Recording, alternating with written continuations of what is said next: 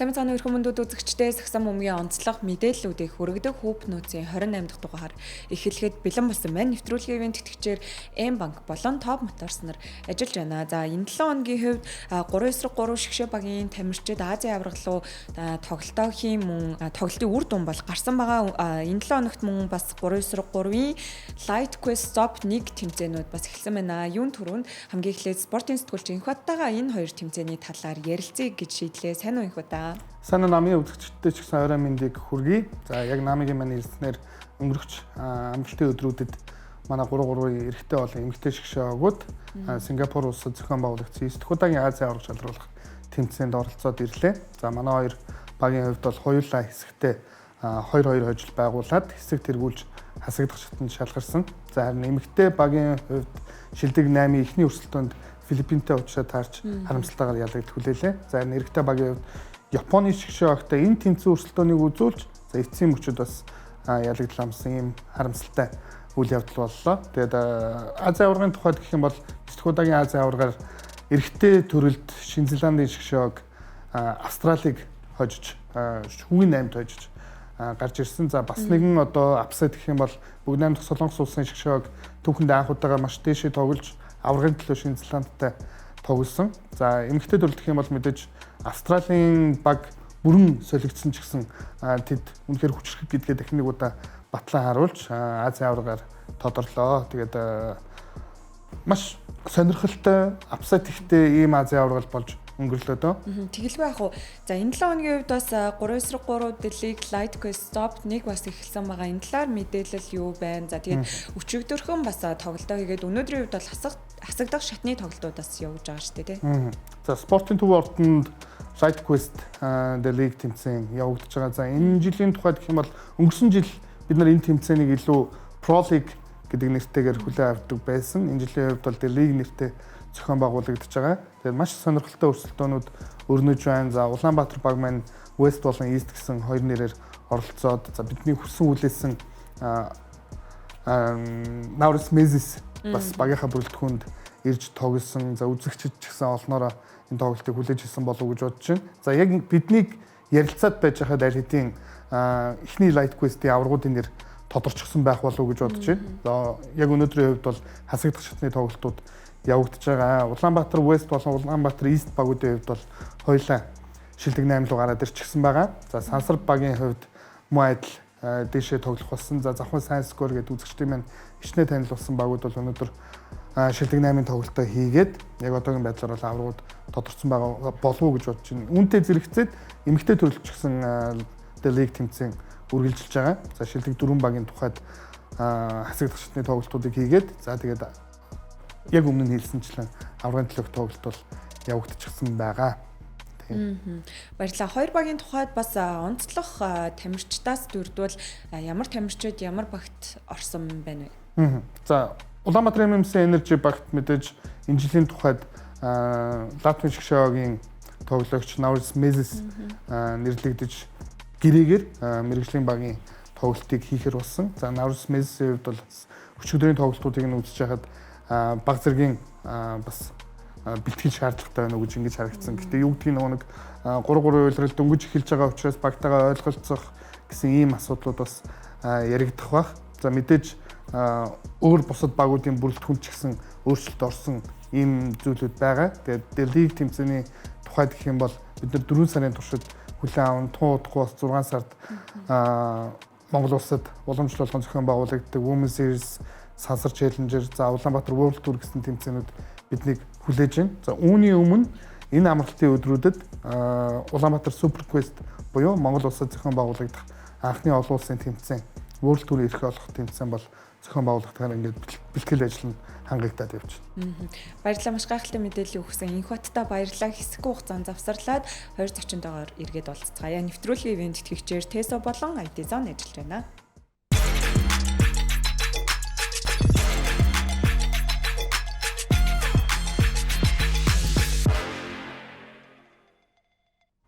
нэвтрүүлэгтээ эргээд автоморил үзэгчтэй нэвтрүүлгийн ивент тэтгэгчээр Unitel, MSS, Coca-Cola-нар ажиллаж байна. За өнөөдрийн нэвтрүүлэгт маань маш гахалтай зочин гөрсөн байгаа. Энэ бол Хасын өвлгүүд багийн ахлах тасгалжуулагч Ариун Болд хүрэлцээрсэн байна. За энэ өдрийн мэндийг хүргэе. За 4 сарын 6-ны өдөр бас BCL-ийн Зүүн Азийн аврах шалгаруулах тэмцээнд яваад ирсэн байгаа. За бүгдэнд нөрөө мэндийг хүргье. Тэгээ бид нар бас саяхан Хонконг улсад очиж одоо 2026 оны анхны олон улсын анхныг нь BCL буюу аврагын лигийн анхныхаа тоглолтыг хийгээд ирлээ. BCL East-ийн хувьд өнгөрсөн жилийн тухайд Хасын өвлгүүд баг аврах багаар тодорсон. Ер нь Хасын өвлгүүдийн хувьд энэ олон улсын тоглолтуудыг лигийн улирлын тоглолтуудтай, плей-оффын тоглолтуудтай яаж ингэж улирал эхлэхээс өмнө менеж хийж ингэж төлөвлөж харддаг вэ? За мэдээж энэ дээр нөгөө дасгалжуулагчдын баг болон менежментийн багууд бүтэн жилийн төлөвлөгөө гаргаж байгаа. Тэр төлөвлөгөөн дээр зөвхөн нөгөө тоглолтын ачаалал гэхээсээ илүү бас давхар мөнгө санхүү гэдэг одоо импорт тоглогчид гээд тэр болгоныгоо тооцож бас ийшээ орж ирж байгаа. Маш том өнгөрсөн жилийн үед бол бид нар маш том амжилтыг гаргасан. Тэр маань бас өөрсдийнхөө одоо юу гэдэг нь дааж үзээгүй тийм ачаагаа бид нар өөрсдөө үүрээд өнгөрсөн жилийн үед амжилттай дуусгаж чадсан. Тэгээ бас яг өнгөрсөн жил бас аврах авсан учраас бас энэ жил өрсөлдөх хэрэгтэй болоо тэгээд өрсөлдөд явж байгаа. Нэг талаасаа бол яг тамирчин дасгалжуулагчдын хувьд маш өндөр ачаалал ирдэг. Мэргэжлийн төвшөнд байх тэр сахилгах бат төсвөр дэвчээр гэдэг юм бол ер нь одоо зөвхөн нөгөө бие физиологийн хувьд биш юугаараа тарих сэтгэл зүйн хувьд их авч байгаа. Тийм онцлогтой зүйл болдго юм байна. Тэрийг үзээл тэгээд давар суралцаад явж байна да. Орилт мөнхийн хувьд яг 4 сарын 6-ны тэр тоглолтыг үзсэн амтсан уу? Тэгээд тухайн тоглолтын талаар ярил.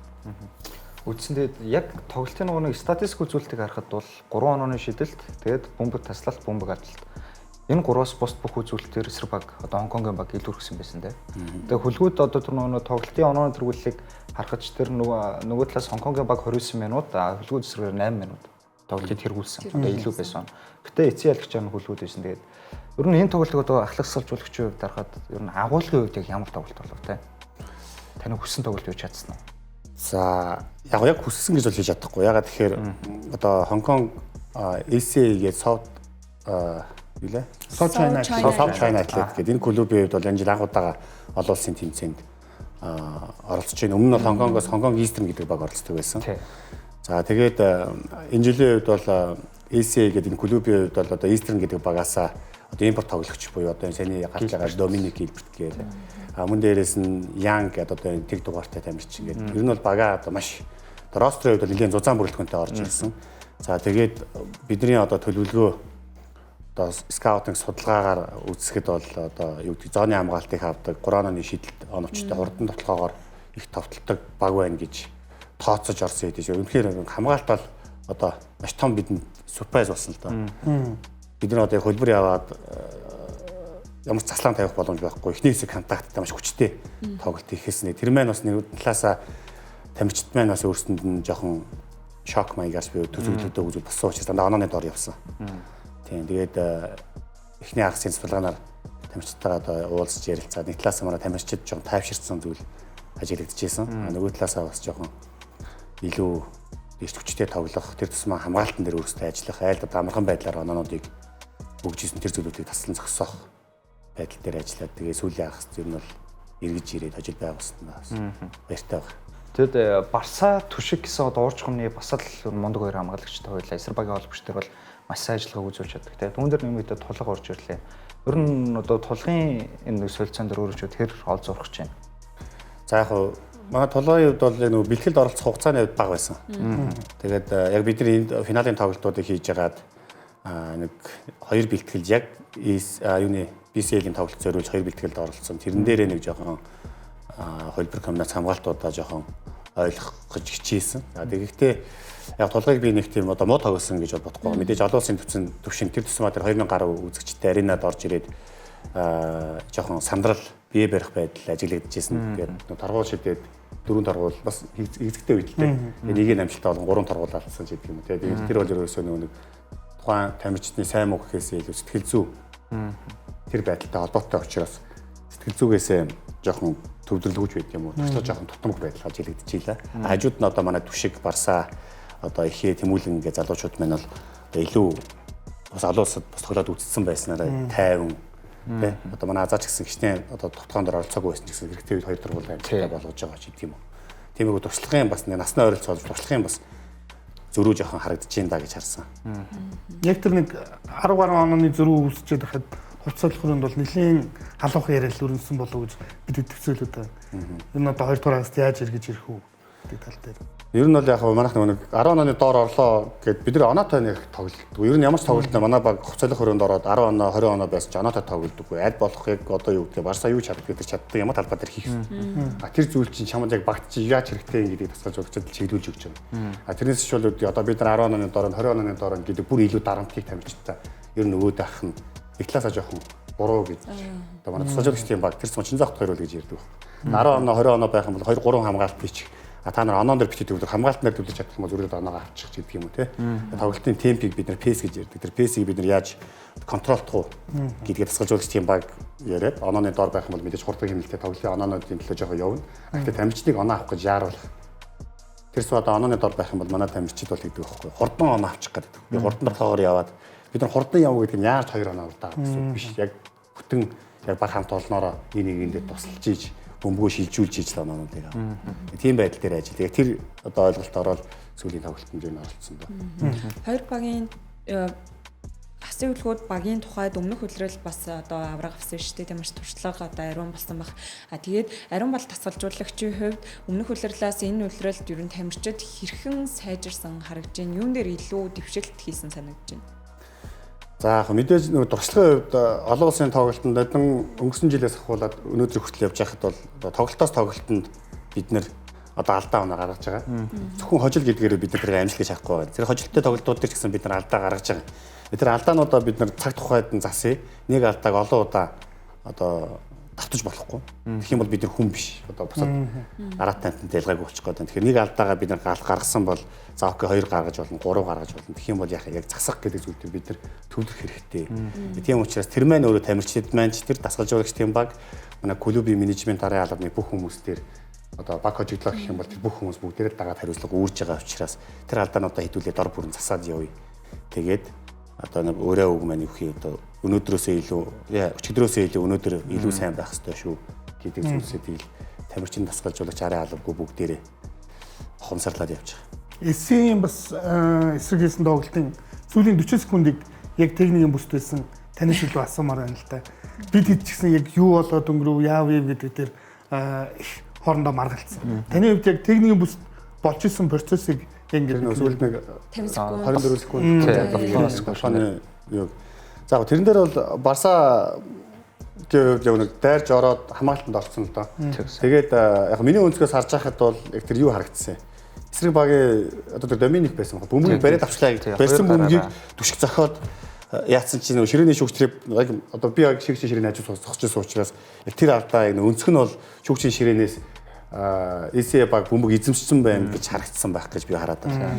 А яг тэр бөмбөг эзэмшсэн багт түшиг нөгөө бөмбөрөө яваад юм дээр нь зохиод 24 эхлүүлчлээ гэж харагдсан. Тэгэхэд яг сүүлд яг нөгөө талаас бичлэг үүссэн чинь тэр бөмбөг яг тэр доор нэг чэйжнээс нь доош унжахт нь унж авсан бөмбөгийг л зөгцсөн юм байлээ. Тэгээд яг эзэмшиг гэдэг дээр жоохон маргаа үсээд. Тэгээд яг тэр чинь нөгөө нэг үйлдэл дараагийн үйлдэл чимэнгэ аваад дотлоод 2 дахь боломж аваад дахиж оноо аваад тэгээд олон үйлдэл давтагдчихж байгаа учраас тэр чинь буцаах нэлээд болчихж байгаа юм байна. Тий. Яг шүүгчид бас жоохон бас мэрсэр алдаанууд гарсан. Тэрний дараа ч гэсэн одоо яг дараа биш одоо яг чи өмнө нь баха 86 82 байхад хүртэл юу яатсан байсан. Эсрэг багийн тоглогч зоо одоо бүсийн дүрмжиж зөв харагдчихсэн. Тэгээд тэр мөрөн дээр ч гэсэн жоохон бас одоо олон улсын залуу шүүгчдэр л гарсан юм байна. Тэгээд хүн л одоо бид нар саалдаа гаргацсан шүүгчдэр саалдаа гаргаж байна. Заасан статистикууд харагдаж байна. Холын шийдэлт хөлгүүд 28 шидэж 9. За эсси бол их баг шидсэн юм байна. 16 шидэж 6. За самбарт бол илүү харагдаж байна. Дамжуулалтын тоогоор илүүч гэдэг юм уу. Ерөнхий агуулгыг бид нар ингээд хөлгүүдийн талаас ярьлаа. Дараагийн тоглолтуудыг ер нь яаж төлөвлөж байна? За яг дараагийн тоглолтын дээр бид нар юун төрөнд одоо 3 дахь импорт тоглогчоо сонгож авчрах шаардлагатай байгаа. Яг тэрэн дээр одоо баг өнөөдрийн дотор ч юм уу баг бид нар шийдчих байх юм байгаа. За тэгээд 3 дахь импортоо бид нар багтаагаа уусгаж одоо багийн хөлбөр коммуниц хамгаалтын тэр системэнд жоохон бэлтгэлийн цаг хугацааг зарцуулна. Тэгээд дараагийн тоглолтод илүү хүчтэй л орж ирэх шаардлагатай байна. Ягаад тэгэхээр энэ жил бас өнгөрсөн жилээс ялгаатай талбай дээр 3 импорт тамирчин зөвшөөрсөн. Тэгээд тийм учраас одоо шууд эсрэг багийн чи одоо юу гэдгийг 3 тамирчин зэрэг гараад ирж байгаа тохиолдол ялч бас нэг тэрцмээ хувийн хамгаалалт авч байгаа тохиолдолд зөрүү үүсэх. Тоглоом дээр бол маш том зөрүү, ур чадварын зөрүү, бие биедрийн зөрүү бас үүсэх магадлал гараад байна. Тэгээ нууц шүүл яг ур чугамны лигон руу уггүй бол бодогтой байдаг. Ер нь дараагийн хайж байгаа тоглогч юу? За ер нь бол алуусын төвцөнд бид нэр өрсөлдөхдөө будал байгаа илүү хамгаалдаг гэдэг үгнээс будал байгаа л сонирхож байна. Тий. Нэг талаасаа будал байгаа жоохон хамгаалалт талбар дээрээ будал дээр тусламж авах хэрэгцээтэй байна. А дотлохоо талбар дээрээ бол тасгалжуулагчдын баг юу гэж харж байгаа вэ гэхээр одоо манай энэ ирээдүйн залуучууд одоо манай түшээг ихээ тэмүүлийн эднэр маань олон улсын тавцанд өөрсдөө дотлохоо санааслахыг гартаа авч явах хэрэгтэй. Тэр ачаал тэр хариуцлагыг өөрсдөө үүрэх хэрэгтэй гэж харж байгаа. Тэгэхгүй одоо бид нар ур чугамны тоглогчийг бид нар ингээд аваад тоглолцохоор за мэдээж одоо манай дээр яам байгаа үед бол ур чугамны тоглогч зэрэг гарчих юм бол тэр болон тамирчид маань минут талбай дээр гарах минут хязгаарлалтын шууд авах учраас автоматар тэгэхээр бас энэний жоохон эсрэг байр суурьтай ер нь бол байна. Ер нь чагсаалтын нэгдүгээр ч гэх юм уу ер нь яг хасын хөдөлгөөд багийн арын менежментийн багт яг импорт тоглогч төр ямар тамирчид ер нь яригдчихээн тэндээс хин нь илүү магадлал өндөр яригдчихэж байгаа вэ? Нэг мэдчих гээл шүү дээ би тийм.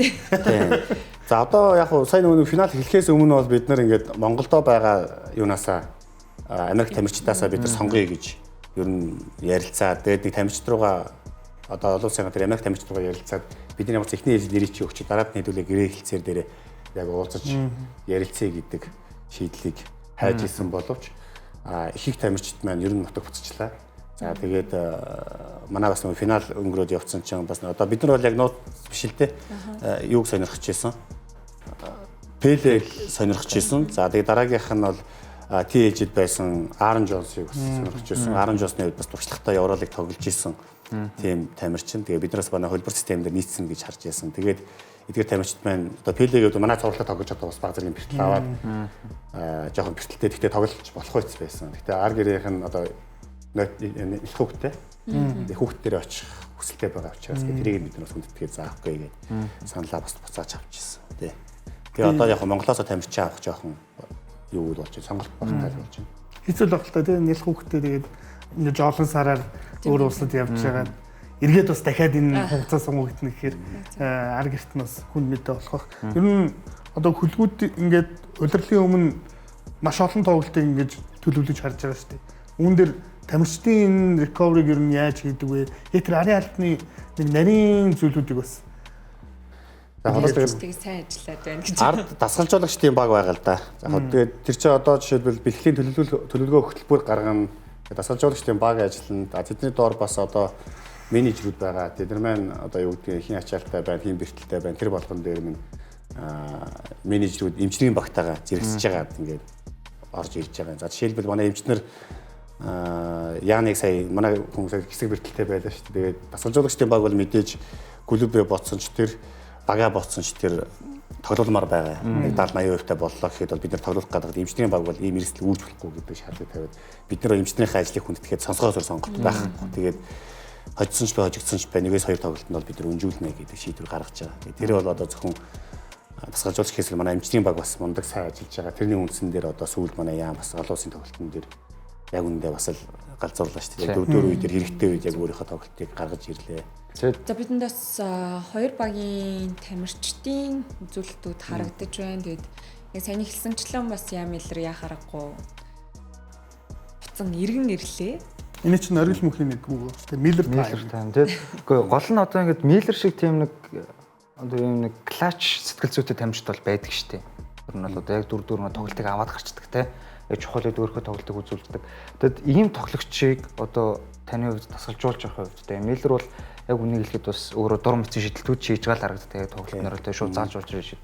Тиймэрхүү шийдвэр гаргалтуудаар амжилттай болох ч үе бий, амжилтгүй болох ч үе бий. Тэгээ амжилттай бол таны хувьд одоо сэтгэл зүй ямар ах вэ? За хэрвээ бүр тэр довтлогоо норчвол ямар ах вэ?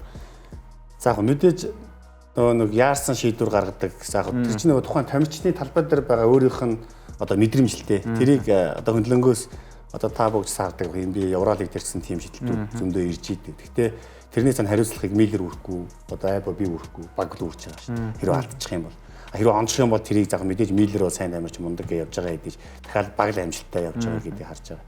Гэтэ яг манай дасгалжуулагчдын багийн хувьд бол аль болох тэр транзишн байдал дээрээс одоо манай сүүл манай хүн бас нэг том шийдэл хийж байгаа юм л да тий ганцаархнаа дөрүүлээ гарч ирчээд шийдчихэж байгаа. Яг тэрнээ бид нар яг тэр чинь хилж контролдох ёстой л доо. Тэглээгээд баг яг бас эрсдэлтэй нөхцөл байдал руу орчиж байгаа юм. За дараагийн нэг зүйл бол яг албарк дээр бас манай хүн хөлбөр яг зураад гаргаж хахад манай хүн хөлбөр дээрээс үгүй яг орох ёстой байсан. Тэгээд би нэлээд сэтгэл дундаа тоглолтын дараа яагаад ингэж байгаа юм гээд тэгэхээр хэрэг орцсон байсан бол окей манайх алдсан байсан бол гээд яг манай хүн өөрөө жоохон өмөрх юм ярьж илаа. Гэхдээ манай одоо импортуудаас хамгийн гоё бас нэг шин чанар харагдаж байгаа нь бас алдаага өөрсдөөсөө хайдаг. Ер нь хин нэгнээс тэр тэгсэн чинь ингэсэн байхгүй гоо за энэ бол миний буруу шүү би ингэчлээ. Тэгэж би ингэгүйч гэдэг юм уу те. Тиймэрхүү алдаануудаа хайдаг. Тийм учраас харилцаа хандлагын үед манай Миллер тэгээ Жордигийн үед бас үнэхээр одоо өндөр зэрэглэлийн тийм харилцаа хандлагатай яг мэрэгжлийн байж чаддаг. Тэгээ манай баг бас юугаа тамирчлаа сонгохдоо бол хандлага гэдэг зүйл хамгийн түрүүнд ур чадвараас илүү үнэлдэг л байр. Тэр зүйл дээр үнэлэгдээд мэдээж төгс хүн ирэхгүй нь ойлгомжтой. Тодорхой хэмжээний дутагмаг байдал гарч ирнэ. Тэр болгоныг нь багаараа хамтдаа засаад аваад явна л гэж харж байгаа. Энд дээр импортууд янз янзлаа ба шүү дээ. Зарим нь одоо яг цалингаа аваад энэ хугацаанд тоглоод явна гэдэг импортч байна. Одоо юу гэдгийг яг энэ багийн төлөө тоглоно гэдэг ч байна. Бас сонголт хийхэд нэгдүгээр хэцүү. Тэгээд хөлгүүдээс нэг аавштай за зөвхөн хөлгүүдээс гэлтгүү бас Монголын згсэн хүмүүс сонирхох шүү дээ. Одоо нэг олзуурах хөштэй зүйл гэх юм бол Ян Миллер одоо ингээд бид нэр 2 жилийн хугацаанд харж байхад бараг л Монгол хүн шиг болчих шүү. Яг л Монголын төлөө, Монголын згсэн хүмүүсийн төлөө тэр өгж байгаа ярилцлагуудыг харсан ч гэсэн яг нэг юм сэтгэл зүй яваад байна. Ян Миллерийн талаар. Яг манай Яны өнгөрсөн жил зөвхөн зав Яны гэхээсээ илүүгээр нөгөө хөлгүүд бас ягаад импорт дээр ингээд амар сайн сонгоод байгаа юм гэдэг. Манай арын албад бас амар сайн ажиллаж байгаа гэж харж байгаа. Нэг талаасаа бид нэр зөвхөн хайлайт үзээд ч гэдэг юм уу тоглолтын бичлэгүүдийг харж байгаа шийдчихдэг. Яг ямар төвшөнд ямар карьертэй амжилсан байна. Зарим бичлэг унсан байна. Тэр цум яг тоглолтын дээр ингээд сууж байхад одоо скаут гэж судалгаа хийхээр бид нар зөвхөн хамгаалт тоглоо хардаг. Тэгээд өнгөрсөн жил яг энэ жил бол манайх жоохон тутмаг хийгээд байгаа. Яг амжихгүй болчиход байна. Өнгөрсөн жил бид нар юу хийдэг байсан гэхээр тоглолт явж байгаа тийм сэлгээний саналын бид нар бенч дээр байж байгаа судалгаа хийдэг байхгүй. Тэгээд минутын амралт авч яхад яг хин самар руу анхаарч хин тэнд өөр юм хийгээ яваад байна ч гэдэг юм уу те. Тэр мэрийг бид нар ингээд харж байгаа тэр тухайн тамирчдын чинь хандлага харагдаж байгаа. Евролигийн мэг ч гэдэг юм уу том лигүүдийг харах юм бол ингээд алсын зайнаас камер ингээд тавьсан байхад тамирчдын одоо харилцаа зөвхөн тэр нэг коуч самбар дээр хөлбөр зураад байгаа даа биш. Зарим нөхдүүд нь би талбай дээр байхгүй юм чи ямар хамаатай юм гэдэг харамсалтай тий.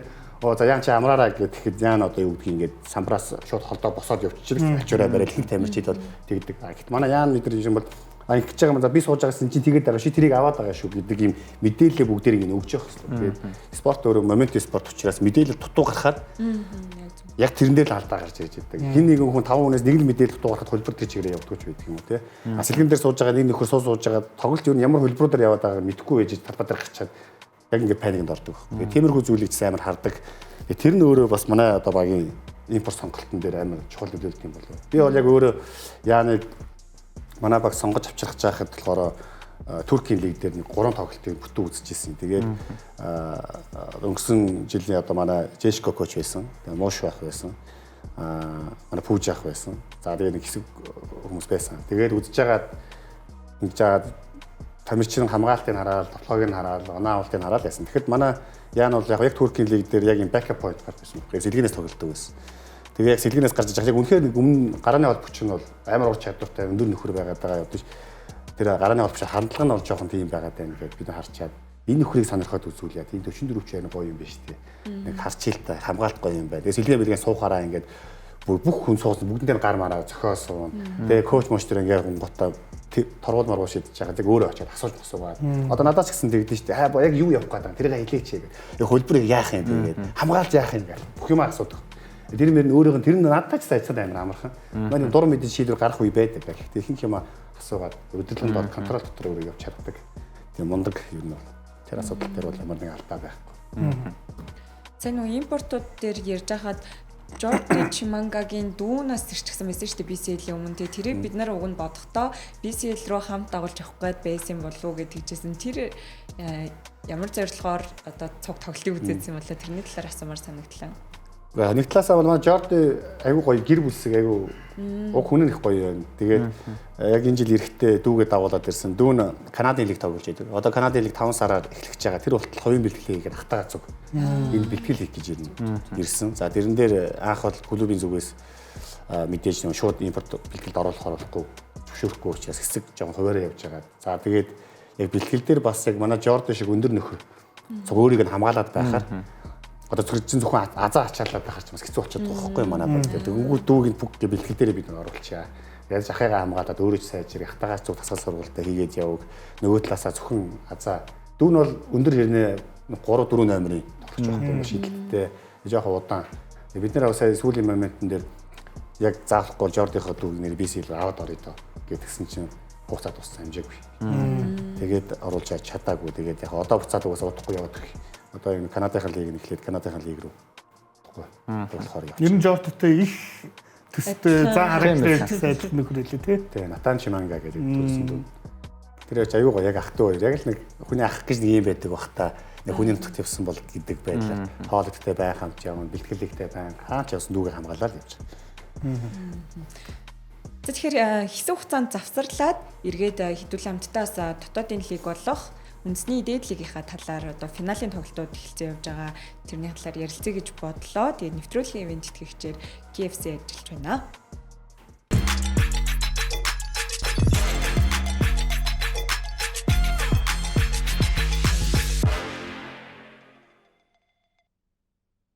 Нэвтрүүлэгт эргээд автомобиль үзэгчтэй нэвтрүүлгийн ивент тэтгэгчээр KFC ажиллаж байна. За энэ 7 өдрийн хувьд 2 тоглолт тоглогдоод тэгээд манай хасын үлгүүд баг маань BCL руу явсан байгаа. Тэгээд 2 дахь тоглолтын тоймоо үзэнгээ хамттаас тоглолтын талаар яриад явъя гэж бодлоо. За энэ тоглолт бол бас бидний бодсноос нэлээд өөр зөрүүтэй тоглолт. Тийм зөрүүтэй тоглолт болсон гэж хэлэхэд болно. Яа тэгэхээр өмнөх тоглолт дээр бол их ойрхон онооны зөрүүтэй тоглосон. Хэдий ч энэ тоглолт дээр нэлээд хол онооны зөрүүтэй 30 онооны зөрүү хүртэл давцсан явж байсан шүү дээ тий. Тэгээ энэ тоглолтын талаар оргил мөх юу гэж бодож байна. Зааварчлаар гэхдээ би ахлагсгалжуулагч нь ууш би зүгээр асуучих гэж бодоод. Ер нь хөлгүүд одоо энэ 2 дахь тоглолт дээр ямар төлөвлөгөөтэйгээр ер нь бас тэр төлөвлөгөө гүйцэтгэх хэрэгцсэн үү? Энэ тоглолт ихсэн цагаас хойш илүүтэй явсан шүү дээ. Тэ яг төлөвлөгөө гэхээсээ илүү би тэгж манай одоо клуб тэгж ярьж байгаа. Амжилт гэдэг зөвхөн ялалт биш л дээ. Амжилт гэдэг яг талбай дээр гаргаад тамирчид маань болон дасгалжуулагчид бүгд юу хийж чадах нь тэрийг 100%. Тэгээд бид нар бас хожигж ийсэн тохиолдолч байгаа. Яг үнэхээр энэ нэг амжилттай тоглолтын л нэг хэсэг гэж би хараад байна. Тэгээ манай тамирчид яг энэний өмнө гарч ирэхдээ яг л яг өөрийнхөө хүн болон өөрийнхөө хийж зүйлийг 100% хий. Хин нэгнээс ерөөсөө алдаа оноо одоо тэр цумаа одоо юу гэдгийг бид нараас жоохон контрол буюу хяналтаа алдах гэдэг зүйл нь шүүгч нар руу жоохон юм илгээд байгаа. Тэрэн дээр нь бас тамирчдайгаа жоохон хязгаарлаа яг зөвхөн өөрсдөө тоглолтод анхаар хин нэгэн зүйл юуч болохгүй байсан бай. Зөвхөн тоглолт руугаа л өөрсдөө хамгаалт тоглоом дээр ажил бишүүл гэж гарч ирж ирсэн. Тэр маань амар сайн бэлээ болсон байх. Яагаад тэгэхээр эхний тоглолтын дээр бас бид нар хожих боломжтой зүйл дээр торгуул шидээд их тоглолтын дээр нэмэлт цаг сонгосон. Мөн амархан довтлохоо болон хамгаалтуудаа алдсан. Тэгээ тэрийг бид нэр татахгүй шүү гэж ер нь маш сайн одоо тамирчтай ойлгуулад энэ тоглолтоо бүгдээрээ үзээд ихний тоглолтоо үзээ хоёр дахь руу орсон. Бүгд маш өндөр төвлөрөлттэй, маш өндөр одоо сэтгэл зүйтэй орж ирсэн. Зяа энэ Барсагийн тоглолт болсон. Тэгээ Барсагийн гэдэг ялч хүн орч хүнээ яг нээсэрний ингэж нэг тасалж хамгаалж үнэхээр хэцүү тийм. Яг хараад нөгөө нэг яг одоо хамгаалуулж байгаа, довтолж байгаа холбогч тэр маш том дарамттай өгдөг. Энэ бол бөмбөг авах нэг тоглогч ойрхон л байхгүй бол Барса яг таслаад хамгаалчихвал бол гаргалгаагүй л болчиход байгаа. Тоглолт нь Барсагийн хувьд яхаа нуруу тийм өндөр биш ч гэсэн нэгт айгүй өндөр ажиллагаа. Хоёрт гоё тийм биеийн айгүй хөгжиж бахин байгаад байгаа юм тийм. Ямар ч холбогчтой контакт дээр мөргөлдсөн тэнцвэрээ алдахгүй яваад байгаа. Тэгэд Казанс нийт тоглолтод 10 довтлохгүй байна гэдэг өөрөө усал яалтч байгаа нэг асуудалтай. Би бол тэгж боддог шүү дээ. Эхний тоглолтын дээр ч айгүй 100 оноо авсан. За самбар нь мундаг байгаа. Ассистны явах боломж байгаа нэ. Өөрөө 10 довтлохгүй байна. Нэг тоглолтод 10 довтлохгүй байна гэдэг бол Казанс хувьд үнэхээр таараа байгаа. Тэгээ фри троу нэг 50% шийдэж байгаа. Тэгээ түүнээсээ гадна бөмбөг алт бас л их байгаа. Тэгээ өөрөө яг л ч нэг довтлох биш хитрхи их ассист өгөх гэж хичээгээд тэгээ нэг бодогтой талбараа нэг хоёрын голоор айгу эвгүй дамжуултууд өгдөг эдгээр нь таслагддаг. Тэгэл талбай дээр одоо байгаа нэмэх асах үзүүлэлтийн жилдтэй байгаа билээ. Тэгээ скрап ч гэсэн бас нөхөр яг яасан мэдхгүй ерөөсөө. Одоо үйлдвэрлэлтүүлсэн тэгээ плей-офф ихний шатндээс скрап бол бас л байха болчлоо шүү дээ. Одоо хөлхүүдийн хамгаалт захан үнэхээр сайн байгаажсэн скрап тоохгүй шидэлсэн шүү дээ. Одоо тэр нь ч байха болчихлоо. Ер нь Монголын лигт импортуудыг яах гэж авчирдаг вэ? Одоо юу гэх юм онооны лидер байх гэж ч юм уу тий. Их багуудын хувьд тийм зорилготой авчирдаг. Харин яг энэ хоёр дахь тоглолтын дээр буруу санааг бол Kansas Scrap хоёр нийлээд 12 он авсан байна. Нэг нь 7, нэг нь 5 байсан шиг санагдаад байна. За, онооны лидерүүд нь л Тулаг, Экватор хоёр байна гэдэг ингээд бодохоор ер нь нэлээд хүндхэн тоглолт болсон. Тэгээ нөхөр Миллерийг одоо харахад цувралыг финалийн цувралын эхний тоглолтод 11-ээс тэг гэж товтсон юм шүү дээ. Тий. Тэр чинь одоо ингээ 19 он 2 дахь тоглолт дээр. Тэр чинь нөгөө талаас Kansas Scrap хоёр байх. Тэгэхээр яг нөгөө хандлагын нэгдүгээр хандлагын асуудал яригдах байх. Хоёрдугаарт нэг юу гэдгийг өөр өөртөө ажиллах тий. Уг нь бол одоо нөгөө бодонсын гарааны гарааж явах ерөн зүгээр ингээ талбай дээр олон минут өнгөрөөж байгаа Монгол тамирчид бол мундаг штэ. Бас тэгээ нэг өөр багууд ч бол бас л нэг гараанд байвал байцгаар нэг багийн лид хийвлийчээр тоглогч. Тэгээд яг бодос тэрэл саналаа. Хөлбөмбөгийн хувьд удирдлын сүүлийн тоглолтуудад ер нь плей-оффыг зураглахдаа яаж зургалж байсан бэ? За яг тэрэн дээр сүүлийн тоглолтууд руу очихоор яг нэг клубийн хувьд бол тэр тусмаа тасгалжуулагч хүний хувьд миний хувьд айгүй хэцүү байсан л да. За ингээд очивол нөгөө багуудаа харах уу, яах уу, ийх үү гэх. За тэгээд нэг юм үнэн байсан юу гэхээр Kansas багт ямар амар том нөлөөтэй юм бэ гэдэг зүйл өнгөрсөн жил эдгээр одоо мэдж байгаа манай бүх тамирчдын мэдж байгаа нэг л зүйл байсан. Тэр яг Kansas талбай дээр гарч ирээд яг толгой дээр бөмбөг аваад өөрөө харж байгаа л нэг юм одоо юу гэдэг нь жоох хүмүүстэй тоглож байгаа юм пас өгөөл тэрэн дээр одоо Тулгаа Батбаяр эдгээр үнэхээр сайн тоглосон шүү дээ. Тэгээд тэр зүйл дээр үнэхээр нэг талаасаа маш том хүчин зүйл байдаг юм байна гэдгийг харж байсан. Нөгөө талаасаа бид нар бас яг тэр яаж даван тулах уу гэдэг том чаленж тулж байсан. Тэгээд урт хугацаанд бид нар одоо өндөр амжилт гаргахын тулд тэр тусмаа бид нар BCL гээд явж байгаа бас ESL гэдэг удирдлагын аудитор сүүлийн хэсгээр бол байгаа учраас чухал тоглолтууд байгаа учраас бид нар одоо ухаалаг шийдвэр гаргах хэрэгтэй гээд одоо клубын удирдлагын зүгээс бас яг ингээд саналуудыг оруулж ирсэн л дээ. Тэгээд заа гэдэг эцсийн байдлаар ярилцж байгаа төдөлөө за юм шийдвэр гарсан шүү пүнк гэж яваа. Тамирчдад бол хэлээгүй. Манай тамирчид бол зайлуул ороод хуцайлах өрөөнд ороод тоглоол тэгэл намайг газ солилцоо хийгээд ингээд хэлсэн чинь ер нь бүгдээрээ гадарчлаа та гэж хэлээд байгаа одоо. Тэгэл яг бас тэр боломжийг тэрийг бол яг нэг албаар хожигдсон ч гэж юу байх вэ. Гэхдээ залуу тоглогчдыг илүү олон минут тоглуулъя. За дээрээс нь одоо манай тухайн үед манай Барсагийн бас нэг жоохон нуруу болон хөлн базар гэмтэлтэй байсан. Барсагийн минутыг хязгаарлаа, Яны минутыг хязгаарлаа. Азааг бас жоохон амраа. Тэгэхгүй болохоор одоо манайхаас удирдал бүтэн удирдал тоглоход хамгийн олон минутаа тоглож исэн одоо 3 хүн байгаа. Тэр нь нэг нь Ян байгаа. Ян 32 минут хөндлөж исэн. Манай Барса 31 минут, Азаа 29 минут, бараг 30 минутаар хөндлөж исэн. Эднийг бид нар яг юм менежментийн төвшөнд одоо наадвал чинь манай тамирчид зүгээр явж байгаа юм шиг бол наач урт хугацаанд ядарч байгаа гэдгийг хараад яг тэр үеэр бид шууд татсан байхгүй. Одоо манай Барсаны 18 минут тоглоод яг тэрийг бид нар ингээ хязгаарлаж явъя. Load management буюу урт хугацаар харсан төлөвлөрөө шууд доорой. Хожигдвол тэгэл яах вэ? Манай тамирчид өөрсдөө үнэхээр тоглоо шийдэж хожигдуулах гэж ирээд хожигдвол яах вэ? Гэхдээ одоо шинээр орж ирсэн одоо юу гэдэг манай гана гайрд нь бүрөвдөөж гэж залуучууд өөрсдөө бас хариуцлага үүрээд энэ чухал тоглолтын дээр өөрсдөө үздэг хариуцлагуудыг шууд өөртөө өөрүүлэл гаргасан. За тэгээд Сег яхыг бас адилхан удирдлагын тоглолтод оруулж идэх гэсэн боловч үнээр хөлн болоогүй. Тэгээд плей-офф дээр нэг эрсдэлтэй зүйл болж байгаа хийсэн.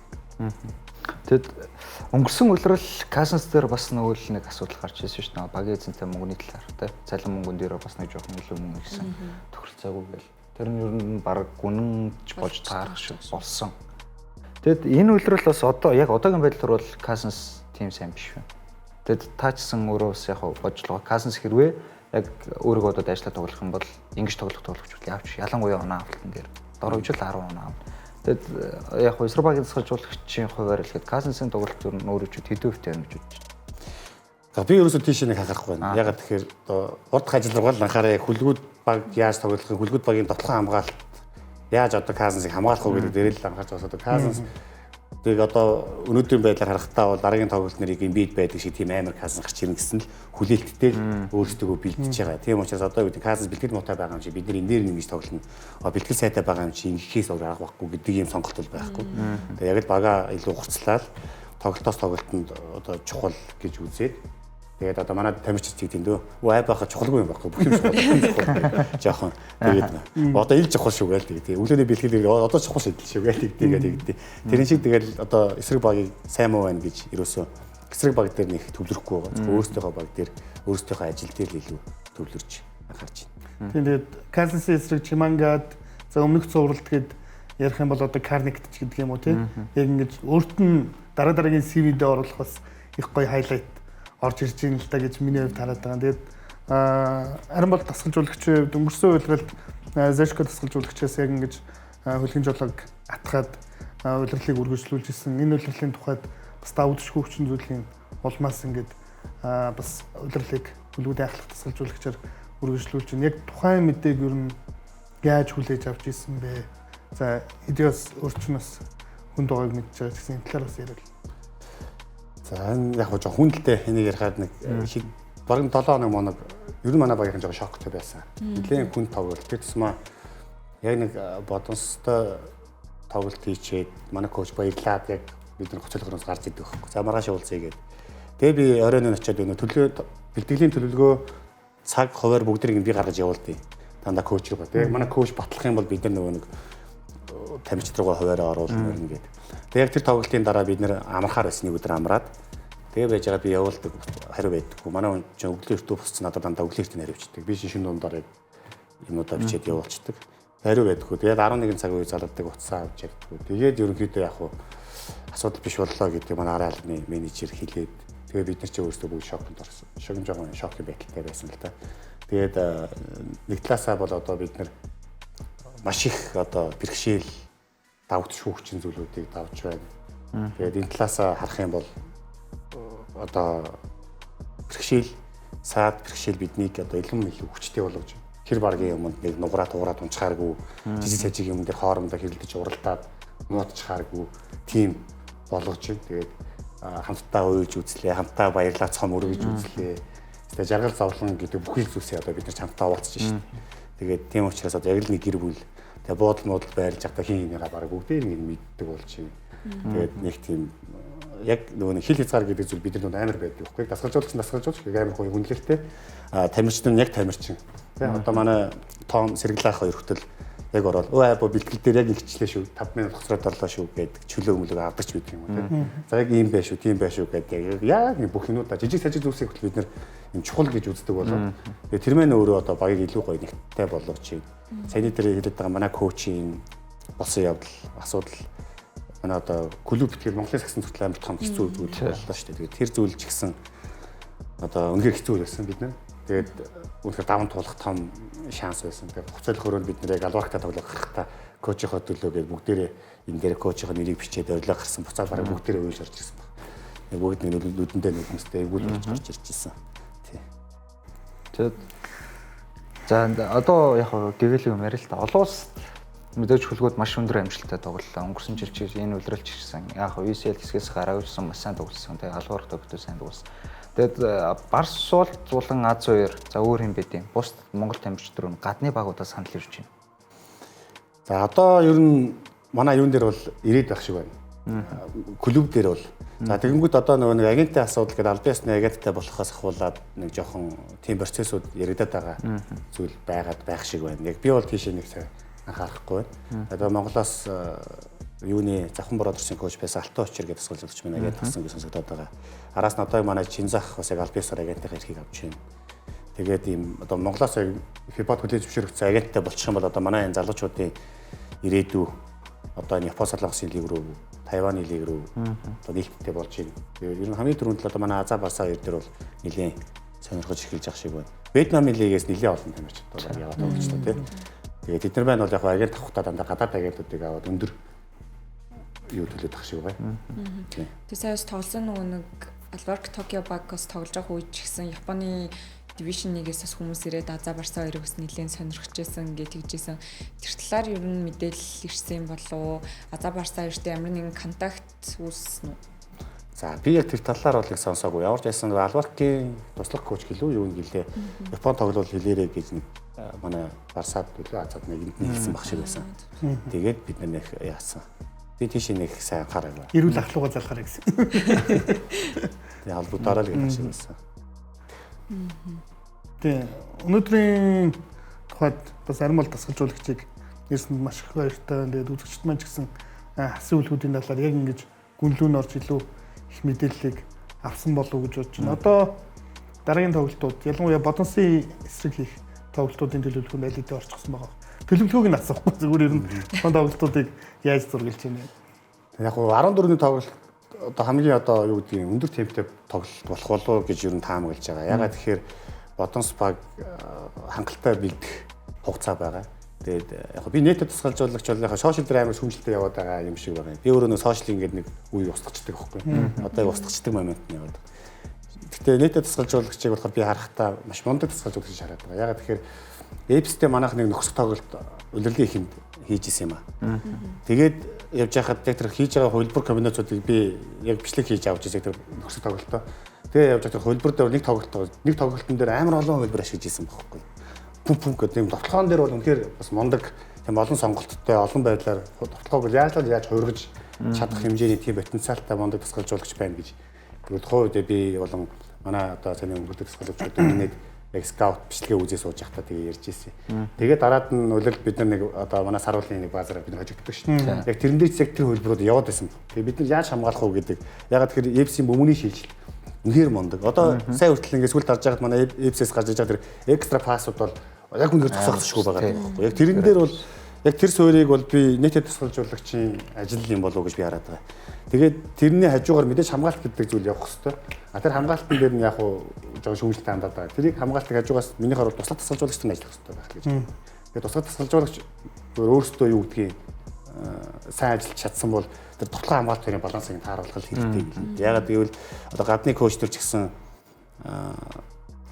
бэлтгэлийн төлөвлөгөө гаргаад тэгэнгүүтээ би чиний хэсэг шүү гэдэг 30-35 минут ч мөгчдөг байхгүй. Тэрэн дээр яг юу оруулах гэдэг ингээд тэгэхээр мань хүмүүс одоо юу гэдгийг яг тэр ахлах тасгалжуулагч маань өөрөө хамгаалт орох гэдэг бол өөрөө хамгаалт орчод тоглоог чи хариуцаарай гэдэг юм бол би тоглооны хөлбөр дээр ажилладаг. Тоглоог орох гэдэг тоглоог орч хамгаалтан дээр ажиллах юм бол 30-35 минут нэг би явчихдаг. Мань үнчиг өөрөө хөлөө гараа ачиж суучаад ингэчээд тэгээ яг ингээд чиглэл өгөө явж идэг. Тэгээ нэрийн тийм нарийн жижиг зүйлсийг одоо ахлахууд бол хөндлөнгөө жоохон харж бас зарим зүйлсийг ингэж ажиглаж шийдвэр гаргадаг учраас тийм зүйл угаасаа надад би хоёр хүнтэй ажиллаж байгаа. Тэр хоёр хүн маань хоёулаа тийм хугацаа өгч исэн. Тэр хугацаан дээр нь одоо Чинзахт хоёр чадгаараа ажиллаад тэгээд одоо багийнхаа балансыг тааруулж байгаа байх л гэж харж байгаа. Тэгээ өмнөх дугаарт хэдүүлээ ярьжсэн тийм. Бас яг ярилцаад явж байсан. За тэгээ бидний бас одоо ярих хугацаа өндөрлөх цаг болсон байна. Тэгээд бас дасгалжуулагчийн зүгээс бас багаа хэрхэн хардаг, багаа хэрхэн удирдах талаар ярилцах, түүнийг нь бас сонсох үнэхээр гайхалтай байлаа. Би бол ингээ сайхан суугаал амаар байлаа. Тэгээд сүүлд хандаж хэлэх үг байна уу? Харин бол дасгалжуулагчид. За одоо лигийн финал одоо үлсэн хоёр тоглолтонд Монголын сагсан бөмбөг сонирхогч бүх хүмүүстээ гоё сагсан бөмбөг үзүүлээ.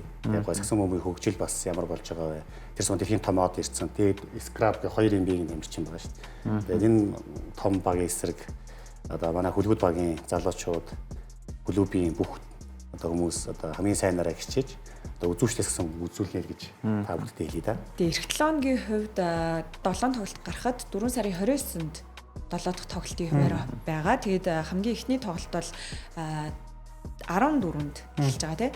Манай өнөөдрийн нэвтрүүлэг энд хүрээд өндөрлөж байна нэвтрүүлгийн тэтгэгчээр M-Bank болон Top Motors нар ажиллаа. Тэгээд өнөөдөр хамтран хөтлсөн хөтлөгч нартаа баярлалаа. Мөн урилгыг хүлээж авсан Хасын үлгүүд багийн ахлах тасгалжуулагч Ариун Болтоос хүрэлцэн ирсэнд нь баярлалаа. Тэгээд 7 хоногийнхоо дугаараар иргэд уулзцаая. Баяртай. За баяртай.